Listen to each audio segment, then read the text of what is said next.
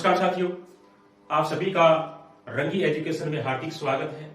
आप सभी साथियों को पता ही है कि हम राजस्थान के भूगोल के तहत राजस्थान की नदियों का अध्ययन कर रहे हैं। अब तक हम आंतरिक प्रवाह की नदियां और अरब सागर की ओर जल ले जाने वाली नदियों का अध्ययन कर चुके हैं और आज का विषय बहुत ही महत्वपूर्ण रहने वाला साथियों, जिसका शीर्षक है राजस्थान की नदियां, बंगाल की खाड़ी की ओर जल ले जाने वाली नदियां। बहुत ही महत्वपूर्ण टॉपिक है साथियों आपके लिए। राजस्थान की प्रतियोगिता परीक्षाओं में अक्सर क्या है कि इनसे संबंधित प्रश्न है वो देखने को मिलते हैं। चलो साथियों, आज की क्लास को शुरू करते हैं, जिसका शीर्षक है राजस्थान की नदियां, बंगाल की खाड़ी की ओर जल ले जाने वाली। सबसे पहले जो इंपोर्टेंट नदी आती है राजस्थान की, वो है साथियों चंबल नदी। कौन सी नदी? चंबल नदी। चंबल नदी राजस्थान की एक बहुत ही महत्वपूर्ण नदी मानी जाती है और इसका जो उद्गम स्थल मध्य प्रदेश की जानापाव पहाड़ी, मध्य प्रदेश की जानापाव पहाड़ी से क्या है कि इसका उद्गम स्थल है वो माना जाता है। तो प्रश्न भी आ सकता है कि चंबल नदी का उद्गम स्थल का नाम बताइए, तो अपने क्या बताएंगे? जानापाव पहाड़ी, मध्य प्रदेश। इस नदी के अन्य नाम भी है साथियों, बहुत ही महत्वपूर्ण नदी है राजस्थान की। जैसे इसको राजस्थान की कामधेनु भी कहते हैं, नित्यवाही नदी भी कहते हैं, बारहमासी नदी भी कहते हैं और कर्णावती नदी भी कहते हैं। बहुत ही महत्वपूर्ण प्रश्न है साथियों, राजस्थान की कामधेनु किस नदी को कहा जाता है? तो अपना आंसर क्या रहेगा? चंबल नदी को। नित्यवाही नदी राजस्थान की कौन सी है? नित्यवाही का मतलब जो हमेशा बहती रहती है, ऐसी नदी राजस्थान की कौन सी है? तो ऐसी दो नदियां साथियों, एक माही नदी और दूसरी है चंबल नदी। उसके साथ साथ में कर्णावती नदी किस नदी का दूसरा नाम है? तो अपने क्या नाम बताएंगे? चंबल नदी का। चंबल नदी राजस्थान में सबसे पहले जो प्रवेश करती है वो है चौरासीगढ़। चौरासीगढ़ चित्तौड़गढ़ के पास में साथियों, चित्तौड़गढ़ जिले के अंदर है ये चौरासीगढ़। वहां क्या है कि चंबल नदी राजस्थान के अंदर सबसे पहले प्रवेश करती है। याद रखना, राजस्थान की सबसे महत्वपूर्ण नदी चंबल नदी राजस्थान में सबसे पहले किस क्या है कि जिले में प्रवेश करती है या किस स्थान पर प्रवेश करती है? तो अपने क्या बताएंगे? सबसे पहले चौरासीगढ़ नामक स्थान वहां पे प्रवेश करती है और ये राजस्थान में मध्य प्रदेश की सीमा बनाती है। राजस्थान और मध्य प्रदेश की सीमा बनाने वाली एकमात्र राजस्थान की नदी कौन सी है? तो अपने किसका नाम बताएंगे? चंबल नदी का। और इसके साथ साथ में राजस्थान की सर्वाधिक जल वाली नदी है। राजस्थान की सर्वाधिक जल वाली नदी कौन सी है? तो अपने क्या आंसर रहेगा? चंबल नदी का। और चंबल नदी के अंदर राजस्थान में सर्वाधिक अवनलिका अपरदन है वो चंबल नदी के अंदर होता है। अवनलिका अपरदन राजस्थान में सबसे ज्यादा किस नदी में होता है? तो अपने किसका नाम बताएंगे? या कौन सी नदी करती है? तो अपने किस नदी का नाम बताएंगे? चंबल नदी का। चंबल नदी राजस्थान के 6 जिलों में बहती है। कितने जिलों में बहती है? 6 जिलों के अंदर। बहुत ही बढ़िया प्रश्न है कि चंबल नदी के बाहु क्षेत्र वाले राजस्थान के कितने जिले हैं, या बाहु क्षेत्र वाले राजस्थान के जिलों के नाम बताइए। तो टोटल जिले कितने? 6। और वो 6 जिले कौन कौन से? चित्तौड़गढ़, कोटा, बूंदी, सवाई माधोपुर, करौली और धौलपुर। दोबारा देख लेते हैं 6 जिलों को, कौन कौन से? चित्तौड़गढ़, कोटा, बूंदी, सवाई माधोपुर, करौली और धौलपुर। इन 6 जिलों के अंदर क्या है कि चंबल नदी है वो बहती है। और उसके बाद में चंबल नदी उत्तर प्रदेश का इटावा जो जिला है वहां जाकर के मुरादगंज के पास, कौन सा स्थान है? मुरादगंज। याद रखना, मुरादगंज के पास में यमुना नदी के अंदर ये मिल जाती है। यमुना नदी की सबसे इंपोर्टेंट जो सहायक नदी है वो चंबल नदी मानी जाती है साथियों। राजस्थान के 6 जिलों में बहने के बाद में उत्तर प्रदेश के इटावा जिले में मुरादगंज नामक जो स्थान है वहां जाकर के ये यमुना नदी है वो यमुना नदी के अंदर ये समाहित हो जाती है, मिल जाती है। और इसकी जो कुल लंबाई है वो है 1051 किलोमीटर। कुल लंबाई कितनी है चंबल नदी की? 1051 किलोमीटर है वो मानी जाती है। यानी उद्गम स्थल से लेकर के समापन स्थल है वहां तक इसकी लंबाई कितनी है? 1051 किलोमीटर। और राजस्थान के अंदर इसकी लंबाई सिर्फ 322 किलोमीटर है। राजस्थान में कितनी है? 322 किलोमीटर। यानी राजस्थान के अंदर सिर्फ ये 322 किलोमीटर ही बहती है। यह नदी कंदराओं और बिहेड़ों के लिए बहुत ही प्रसिद्ध है। यानी चंबल के जो बिहेड़ हैं वो तो साथियों विश्व प्रसिद्ध है ही, यानी कंदराओं के लिए और इसके साथ साथ में बिहेड़ों के लिए ये बहुत ही प्रसिद्ध है। और चंबल नदी के अंदर सर्वाधिक मगरमच्छ व घड़ियाल पाए जाते हैं, जिसके लिए नदी बहुत ही फेमस है। यानी सबसे ज्यादा मगरमच्छ और सबसे ज्यादा घड़ियाल है वो किस नदी में पाए जाते हैं? तो अपने किसका नाम बताएंगे? चंबल नदी का। इसके साथ साथ में राजस्थान की एकमात्र ऐसी नदी है जिसको यूनेस्को ने विश्व धरोहर सूची के अंदर शामिल किया है। यानी यूनेस्को ने साथियों इसको विश्व धरोहर सूची के अंदर शामिल किया। बहुत ही बढ़िया प्रश्न है। विश्व धरोहर सूची के अंदर यूनेस्को ने इसको शामिल किया है। प्रश्न भी आ सकता है कि राजस्थान की वो नदी कौन सी है जिसको यूनेस्को ने विश्व धरोहर सूची के अंदर शामिल किया है, तो अपने क्या आंसर देंगे, चंबल नदी। और उसके बाद में चंबल नदी पर एक जलप्रपात भी है जिसका नाम है चूलिया जलप्रपात। याद रखना कौन सा जलप्रपात है, चूलिया जलप्रपात है चंबल नदी के ऊपर, और वो भैंसरोडगढ़ जो चित्तौड़गढ़ जिले में है वहां स्थित है। चंबल नदी के जलप्रपात का नाम क्या है, चूलिया। और कहां है ये, भैंसरोडगढ़। और भैंसरोडगढ़ कहां है, चित्तौड़गढ़ जिले के अंदर। इसके साथ साथ में राजस्थान का एकमात्र हैंगिंग ब्रिज, राजस्थान का एकमात्र हैंगिंग ब्रिज है वो भी चंबल नदी के ऊपर ही स्थित है। और सबसे अच्छा जो इंपोर्टेंट जो प्रश्न बनते हैं चंबल नदी से वो है साथियों कि चंबल नदी के ऊपर 3 चरणों के अंदर बांध बनाए गए। याद रखना 3 चरणों के अंदर बांध बनाए गए। और वो 3 चरण कौन कौन से हैं, 3 चरणों में इसके बांध बनाए गए हैं, पहला, दूसरा और तीसरा। बहुत ही बढ़िया मतलब क्या है कि इससे संबंधित प्रश्न बनते हैं। राजस्थान की प्रतियोगिता परीक्षा में अक्सर इससे प्रश्न उठते हैं कि चंबल नदी पर 3 चरणों में बांध बनाए गए और प्रथम चरण के अंदर गांधी सागर और कोटा बिराज बांध बने। कौन कौन से, गांधी सागर और दूसरा है कोटा बिराज। और गांधी सागर जो बांध साथियों याद रखना बहुत ही महत्वपूर्ण प्रश्न बनता है। गांधी सागर बांध से एकमात्र चंबल नदी का ऐसा बांध है जो राजस्थान में नहीं है, ये मध्य प्रदेश के अंदर स्थित है। याद रखना गांधी सागर बांध चंबल नदी का एकमात्र ऐसा बांध है जो राजस्थान के अंदर स्थित नहीं है। कहां स्थित है, ये मध्य प्रदेश के अंदर स्थित है। और चंबल नदी पर 3 चरणों के बांध बने। पहले चरण के अंदर 2 बांध बनाए गए, कौन कौन से, गांधी सागर बांध और कोटा बिराज। दूसरा जो बांध है साथियों उसका नाम है राणा प्रताप सागर बांध। दूसरे चरण के अंदर कौन सा बांध बनाया गया, राणा प्रताप सागर बांध। बहुत ही बढ़िया प्रश्न है। दूसरे चरण में एकमात्र एक ही बांध बना, उसका नाम क्या है, राणा प्रताप सागर बांध। और तीसरे चरण के अंदर जो बांध बनाया गया उसका नाम है जवाहर सागर बांध। क्या नाम है, जवाहर सागर बांध। बहुत बढ़िया प्रश्न है। पहले चरण में 2 बांध बने, कौन कौन से, गांधी सागर बांध और कोटा बिराज। दूसरे चरण के अंदर एक बांध बना, नाम क्या है, राणा प्रताप सागर बांध। और तीसरे चरण के अंदर भी एक बांध बना, उसका नाम है जवाहर सागर बांध। उसके बाद में इसकी कुछ सहायक नदियां भी साथियों, जैसे मध्य प्रदेश में इसकी सहायक मुख्य 3 नदियां हैं। कौन कौन सी नदियां मध्य प्रदेश के 3 सहायक नदियां, जैसे सिवान है, रेतम है और शिप्रा नदी है। कौन कौन सी है, सिवान, रेतम और शिप्रा। ये मध्य प्रदेश के अंदर चंबल नदी की सहायक नदियां मानी जाती है। और राजस्थान के अंदर इसकी बहुत सारी सहायक नदियां हैं। महत्वपूर्ण जो सहायक नदियां वो आपको मैं बताना चाहूंगा, जैसे परवन है, अननिया है, बनास है, पार्वती है, बामनी है, पुराल है, मेज है, सीप है, छोटी काली सिंध है। ये राजस्थान के अंदर सहायक नदियां हैं चंबल नदी की। अब दूसरी सबसे महत्वपूर्ण नदी आती है साथियों, उसका नाम है बनास नदी। क्या नाम है, बनास नदी। बहुत ही महत्वपूर्ण नदी राजस्थान की बनास नदी, बहुत ही बढ़िया नदी है साथियों। राजस्थान की बनास नदी का जो उद्गम स्थल है वो है खमनोर की पहाड़ियां, राजसमंद। कौन सा है, खपनोर की पहाड़ियां, खैमनोर की पहाड़ियां। और ये खमनोर की पहाड़ियां कहां है, ये राजसमंद जिले के अंदर है। याद रखना बनास नदी का उद्गम स्थल कहां माना गया है, तो अपने किसका नाम बताएंगे, राजसमंद जिले की जो पहाड़ियां है, खमनोर की पहाड़ियां, वहां क्या है कि इसका उद्गम स्थल है वो होता है। इस नदी के भी कुछ स्थानीय नाम है, जैसे क्या क्या नाम है, जैसे वन की आशा, यानी वन की आशा, वशिष्ठी नदी या वर्णाशा, ये इसके स्थानीय नाम है। प्रश्न भी आ सकता है कि वन की आशा किस नदी को कहते हैं, तो अपना आंसर क्या रहेगा, बनास नदी को। या वशिष्ठ नदी किस नदी का नाम है, तो अपने क्या बताएंगे, बनास नदी का। या वर्णाशा नदी किसे कहते हैं, तो अपना आंसर क्या रहेगा, बनास नदी का। राजस्थान के अंदर इससे सब इंपोर्टेंट जो प्रश्न बनता है ये है कि राजस्थान में पूर्ण बहाव की दृष्टि से सबसे लंबी नदी का नाम बताइए। राजस्थान में पूर्ण बहाव की दृष्टि से सबसे लंबी नदी का नाम है साथियों, कौन सी नदी है, बनास नदी। और इसकी लंबाई है 512 किलोमीटर। कितनी है, 512 किलोमीटर।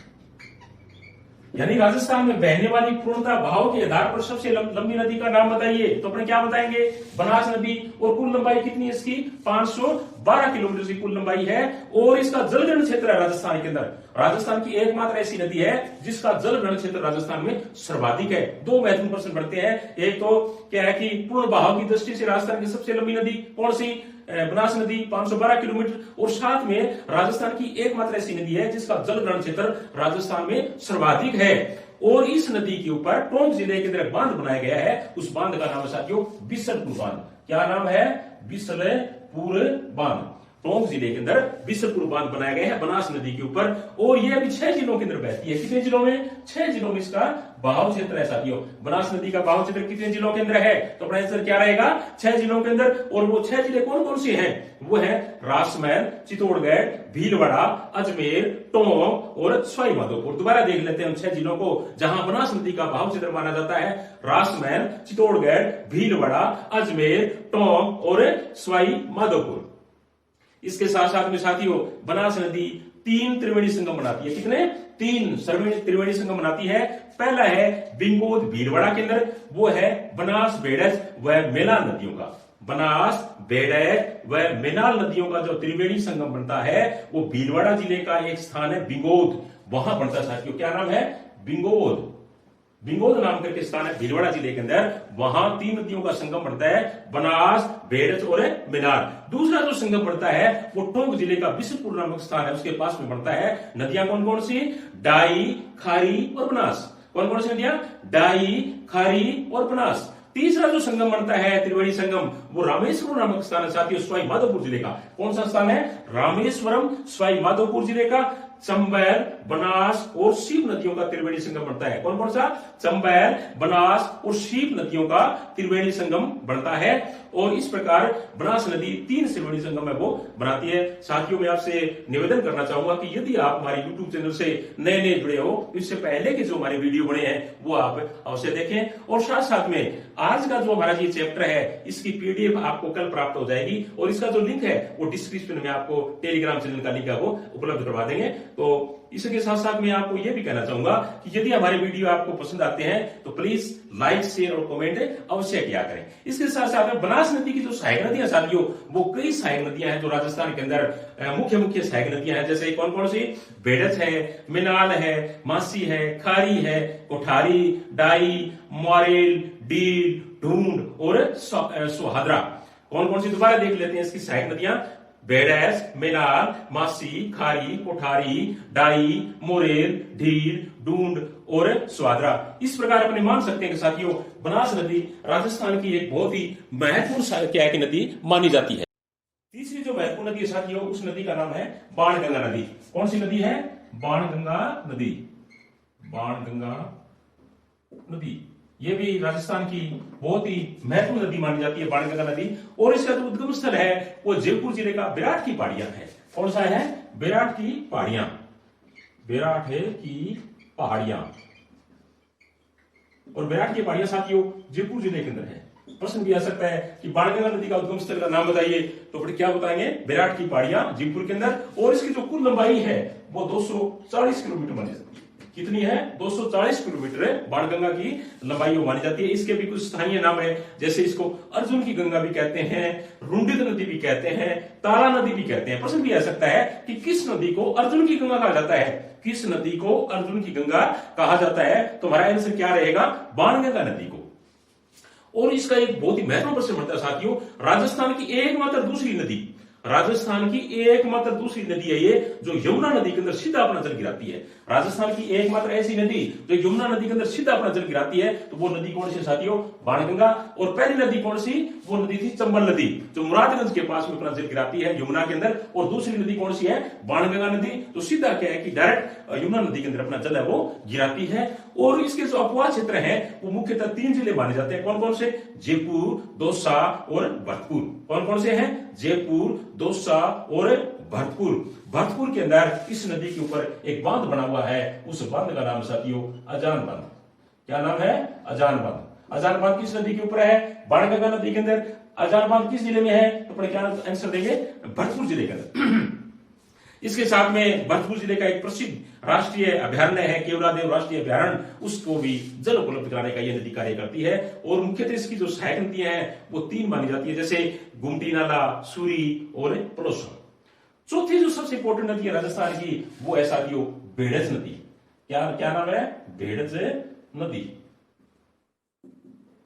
बेड़ज नदी का जो उद्गम स्थल है वो है गोगुंदा की पहाड़ियां, उदयपुर। क्या है? गोगुंदा की पहाड़ियां, उदयपुर जिले के अंदर। यानी बेड़स नदी कहां से निकलती है? बेड़स नदी उदयपुर जिले के गोगुंदा की जो पहाड़ियां हैं वहां से क्या है कि ये निकलती है। और इसका जो इंपॉर्टेंट प्रश्न बनता है, जो राजस्थान की प्रतियोगिता परीक्षा में आया हुआ प्रश्न है, वो साथियों ये है कि उदय सागर झील में गिरने से पहले, उदय सागर झील में गिरने से पहले बेड़स नदी का नाम है आयड़ नदी। याद रखना, बेड़स नदी का नाम क्या होता है? आयड़ नदी। और गिरने के बाद में इसका नाम क्या हो जाता है?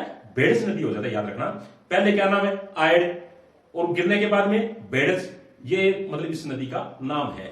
और बेड़स नदी क्या है कि भीलवाड़ा जिले का बिगोंद गांव पड़ता है, वहां जाकर के बनास नदी के अंदर ये मिल जाती है। मुख्यतः बेड़स नदी 2 जिलों के अंदर बहती है, और वो 2 जिले कौन कौन से हैं? उदयपुर और चित्तौड़गढ़। उदयपुर और चित्तौड़गढ़ 2 जिलों के अंदर इसका भाव क्षेत्र है वो माना जाता है। 5वीं जो नदी है उसका नाम है साथियों मेनाल नदी। क्या नाम है? मेनाल नदी। मेनाल नदी क्या है कि इसके ऊपर जो इंपॉर्टेंट प्रश्न बनता है वो यही साथियों कि भीलवाड़ा जिले के अंदर जो मंडलगढ़ कस्बा है वहां क्या है कि मेनाल नदी के ऊपर एक मेनाल जलप्रपात, मेनाल नाम ये झरना है, वो इसके ऊपर प्रभावित होता है या बहता है। तो ये प्रश्न भी आ सकता है कि मेनाल जलप्रपात किस नदी के ऊपर है? तो अपना आंसर क्या रहेगा? मेनाल नदी के ऊपर। कहां है? मंडलगढ़ है, भीलवाड़ा के अंदर। 6वीं जो इंपॉर्टेंट नदी उसका नाम है कोठारी नदी। क्या नाम है? कोठारी, कोठारी नदी। और कोठारी नदी का जो उद्गम स्थल है वो दिवेर घाटी है साथियों, राजसमंद जिले के अंदर। यानी दिवेर घाटी, दिवेर घाटी राजसमंद के अंदर क्या है कि इसका जो उद्गम स्थल है वो माना जाता है। और भीलवाड़ा जिले के अंदर इसके ऊपर बांध बना हुआ है, उस बांध का नाम है मेजा बांध। याद रखना, मेजा बांध किस नदी के ऊपर है? कोठारी नदी पर। मेजा बांध किस जिले में है? तो अपना आंसर क्या रहेगा? भीलवाड़ा जिले के अंदर। और इसके साथ साथ में कोठारी नदी के ऊपर एक सभ्यता का भी विकास हुआ, जिसे क्या कहते हैं, कोठारी नदी पर जो सभ्यता का विकास हुआ उस सभ्यता को कहते हैं साथियों बागोर की सभ्यता। क्या कहते हैं? बागोर की सभ्यता, बागोर की सभ्यता। यानी बागोर की सभ्यता किस नदी के किनारे पनपी? तो अपना आंसर क्या रहेगा? कोठारी नदी के किनारे। आगे वाली जो नदी उसका नाम है खारी नदी। और खारी नदी का जो उद्गम स्थल है वो राजसमंद जिले की पहाड़ियां मानी जाती है। राजसमंद जिले की पहाड़ियों से खारी नदी का उद्गम स्थल है वो माना जाता है। और उसके बाद में आगे वाली जो नदी उसका नाम है काली सिंध नदी। काली सिंध नदी मध्य प्रदेश का जो देवास जिला है वहां से इसका उद्गम स्थल साथी माना जाता है। काली सिंध नदी का उद्गम स्थल कहां है? मध्य प्रदेश का देवास जिला। और इसका इंपोर्टेंट जो प्रश्न बनता है वो ये है कि ये जो नदी है कोटा व झालावाड़ जिले की सीमा बनाती है। याद रखना, कोटा व झालावाड़ जिले की सीमा बनाने वाली नदी कौन सी है? तो अपने क्या नाम बताएंगे? काली सिंध नदी। और ये राजस्थान में सबसे पहले कोटा झालावाड़ जिले में प्रवेश करती है और उसके बाद में कोटा के पास में चंबल नदी के अंदर मिल जाती है। तो अपने प्रश्न भी आ सकता है कि काली सिंध नदी राजस्थान में सबसे पहले कहां प्रवेश करती है? तो हमारा आंसर क्या रहेगा? झालावाड़ जिले के अंदर, और कोटा जिले में जाकर के बाद में चंबल नदी के अंदर ये समाहित हो जाती है। आगे वाली नदी का नाम साथियों गंभीरी नदी। क्या नाम है? गंभीरी नदी। गंभीरी नदी, गंभीरी नदी का जो उद्गम स्थल है वो करौली जिले की जो पहाड़ियां हैं वो माना जाता है साथी। या अपने यूं कह सकते हैं कि करौली जिले से क्या है कि इसका उद्गम स्थल है वो माना जाता है। और इसका जो समापन है वो उत्तर प्रदेश की जो मैनपुरी जो जिला है वहां जाकर के यमुना नदी के अंदर मिल जाती है। और इस नदी के ऊपर एक बांध बना हुआ है जिसका नाम है पांचना बांध। याद रखना, क्या नाम है? गंभीरी नदी पर जो बांध बना उसका नाम है पांचना बांध। और पांचना बांध कहां है? पांचना बांध साथियों करौली के अंदर है। बहुत ही महत्वपूर्ण प्रश्न है। पांचना बांध कहां है? करौली के अंदर। पांचना बांध किस जिले में बना हुआ है? करौली में। किस नदी के ऊपर? गंभीरी नदी के ऊपर। उसके बाद में आगे वाली नदी का नाम है पार्वती नदी। पार्वती नदी का उद्गम स्थल है वो मध्य प्रदेश का जो सीहोर क्षेत्र है। कौन सा क्षेत्र है? सीहोर क्षेत्र है वो इसका उद्गम स्थल है वो माना जाता है। यानी पार्वती नदी का जो उद्गम स्थल का नाम बताइए तो मध्य प्रदेश का सीहोर क्षेत्र। आगे वाली जो नदी है उसका नाम है आहू नदी। क्या नाम है? आहू नदी का भी उद्गम स्थल मध्य प्रदेश का सुसनेर क्षेत्र साथियों। मध्य प्रदेश के अंदर सुसनेर, मध्य प्रदेश के सुसनेर क्षेत्र से क्या है कि आहू नदी है वो निकलती है। और राजस्थान में सबसे पहले ये झालावाड़ जिले के अंदर प्रवेश करती है। कहां प्रवेश करती है? झालावाड़ जिले के अंदर प्रवेश करती है। और आहू नदी के किनारे एक अभ्यारण्य बना हुआ है उसका नाम है दर्रा अभ्यारण्य। क्या नाम है? दर्रा अभ्यारण्य। आगे वाली नदी का नाम है मेज नदी। मेज नदी का उद्गम स्थल भीलवाड़ा जिले का बिजोलिया नामक स्थान है साथियों। याद रखना, बिजोलिया, भीलवाड़ा, मेज नदी का उद्गम स्थल है वो माना जाता है। आगे वाली नदी का नाम है परवन नदी। और प्रवरा नदी का जो उद्गम स्थल है वो मध्य प्रदेश से है साथियों। और इसके साथ साथ में शेरगढ़ जो अभ्यारण्य 12 जिले के अंदर, शेरगढ़ अभ्यारण्य 12 जिले के अंदर है, वो भी क्या है कि इस नदी के तट पर बसा हुआ है। आगे वाली नदी का नाम है नेवज नदी। कौन सी नदी है? नेवज नदी। और नेवज नदी का जो उद्गम स्थल है वो विंध्याचल पर्वत है मध्य प्रदेश के अंदर, वहां से माना जाता है। और राजस्थान के अंदर ये सबसे पहले झालावाड़ जिले के अंदर प्रवेश करती है। कौन सी नदी? नेवज नदी। उसके बाद में है मानसी नदी। मानसी नदी का जो उद्गम स्थल है साथियों वो है भीलवाड़ा जिला। मानसी नदी का उद्गम स्थल कौन सा माना जाता है? तो अपने क्या बताएंगे? भीलवाड़ा जिला। आगे वाली नदी है मोरेल नदी। मोरेल नदी का जो उद्गम स्थल है वो है साथियों जयपुर जिला। कौन सा जिला है? जयपुर जिला। और अंतिम जो नदी अपनी मानी जाती है जिसका जल बंगाल की खाड़ी की ओर जाता है वो नदी है साथियों बामनी नदी। कौन सी नदी है? बामनी या ब्राह्मणी नदी। इसका उद्गम स्थल चित्तौड़गढ़ जिले का स्थान है हरिपुरा, वहां से क्या है कि माना जाता है। तो साथियों ये थी राजस्थान की प्रमुख नदियां। और नदियों से संबंधित क्या है कि हमने 3 पार्ट बना दिए हैं, पहला, दूसरा और तीसरा। मेरा आपसे निवेदन रहेगा कि अगर आपने तीनों पार्ट देख लिए तो मतलब इतना बढ़ता है अपना कि इनसे संबंधित जो जानकारियां हैं, जो तथ्य है, साहित्य क्या है कि अपने से कोई छुटा होगा। और आपके नदियों से संबंधित पूरा चैप्टर है, चाहे राजस्थान की प्रतियोगिता परीक्षा में किसी की भी तैयारी कर रहे हो, ये नदियों से संबंधित जो चैप्टर है वो पूरा का पूरा आपको कोई साथियों याद हो जाएगा। इसी के साथ कल मिलेंगे। थैंक यू, धन्यवाद।